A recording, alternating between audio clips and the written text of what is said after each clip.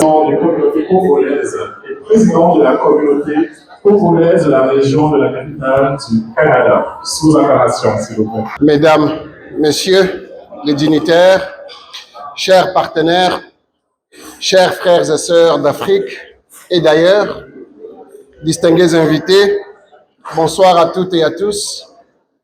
C'est avec une émotion profonde, un immense honneur et un sentiment de responsabilité que je prends la parole ce soir au nom de la diaspora congolaise au Canada.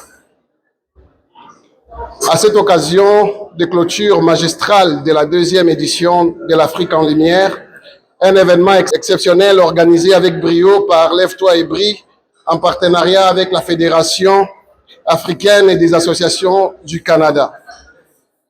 Je vous remercie de m'offrir la possibilité de m'exprimer dans cette ville de Montréal qui incarne si bien la diversité, l'audace et la vitalité de nos communautés africaines.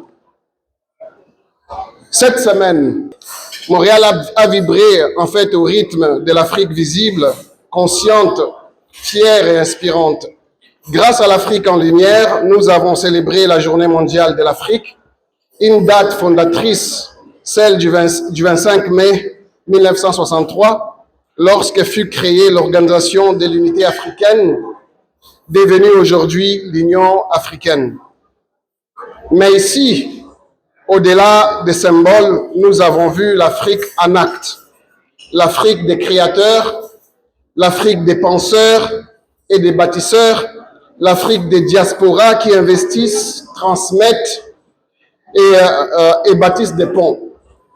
Je tiens à saluer de façon solennelle Madame Karine Essomba, directrice générale de Lève-toi et brille, dont le discours d'ouverture a su articuler vision, mémoire et avenir avec une rare justesse. Sa capacité à fédérer, à mobiliser, à rassembler les talents et les voix est remarquable. Elle honore toute une génération de leaders afro-descendants. Je voudrais exprimer ma profonde gratitude pour l'honneur accordé cette année à la République démocratique du Congo. Parmi les 5 pays mis à l'honneur aux côtés de la Guinée, du Ghana, du Sénégal et de l'Égypte. Cette reconnaissance ne nous est pas anodine. Elle a une portée culturelle et politique, car le Congo, par sa centralité, son histoire, ses ressources et sa richesse humaine, est souvent au cœur des tensions du continent, mais aussi porteur d'espoir pour toute l'Afrique. Je tiens à saluer ici Madame Christine Kouete, artiste visuelle, qui a représenté notre pays avec élégance et une profondeur exceptionnelle à travers les stands de Congo que vous voyez là-bas. Son travail est plus qu'artistique. Il est pédagogique, spirituel, enraciné. Grâce à elle, c'est notre héritage collectif, celui des peuples du fleuve, des collines, des savanes, qui a été exposé aux yeux du monde.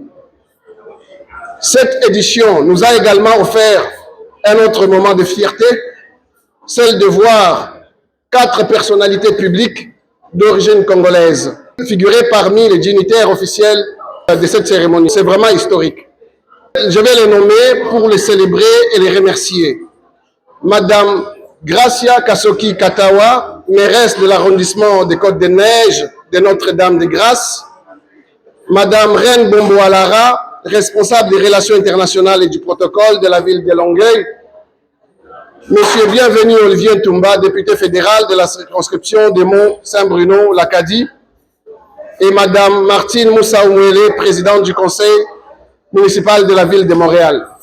Leur présence dans des postes clés de la vie politique institutionnelle canadienne est un signal fort envoyé à nos jeunes. Oui, l'excellence congolaise existe. Oui, les Congolais peuvent influencer les politiques publiques. Et oui, l'avenir du Canada se construira aussi avec les Canadiennes d'origine africaine. En tant que président du Conseil canadien de représentation des communautés congolaises, j'aimerais vous parler brièvement de notre mission. Le CCRCC est une organisation nationale qui fédère, représente et défend les intérêts de la diaspora congolaise partout au Canada. Nous œuvrons dans les domaines suivants: représentation politique et institutionnelle, intégration socio-économique, développement culturel et artistique, soutien aux jeunes et aux femmes et création des passerelles avec les institutions congolaises.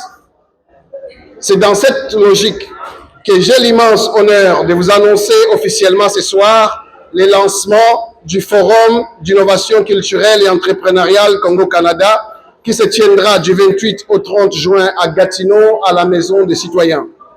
Ce forum d'envergure internationale accueillera des délégations officielles de la République démocratique du Congo, notamment la présidence de la République, la primature, plusieurs entreprises publiques, des organisations de la société civile, des acteurs du secteur privé, culturel et universitaire et technologique. Ce forum se tiendra à l'occasion de 2 journées symboliques. Le 30 juin, jour de l'indépendance de la RDC, et le 1er juillet, jour de la fête du Canada.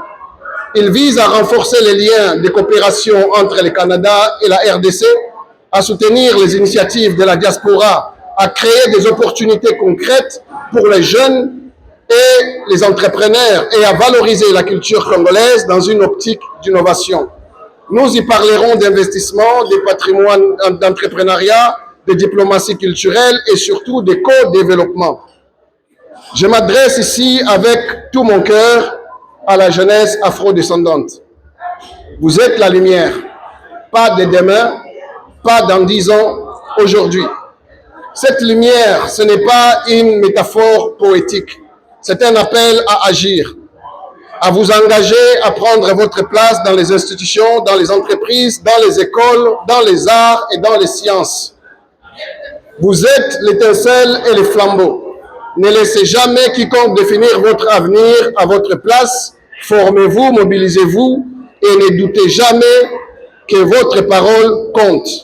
Comme l'a dit Patrice Lumumba, l'histoire dira un jour son mot, mais ce ne sera pas l'histoire qu'on enseignera dans les Nations Unies, Washington, Paris ou Bruxelles. Ça sera l'histoire que nous aurons écrite dans le sang et la dignité.